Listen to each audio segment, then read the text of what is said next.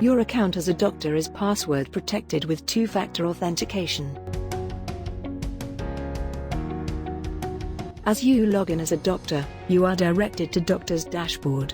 Here you can view total number of patients, add a new patient, view total number of prescriptions, add a new prescription. If a patient is not in your existing list, you can add one with just a simple step, where you can add all the essential details about the patient. After adding a new patient, you can add a new prescription against his name. We've made searching any medicine easy, where you can search a medicine generically or against any specific brand. After selecting a specific medicine, you can suggest its dose, frequency and number of cycles to repeat. You can also include instructions for patient and pharmacy here.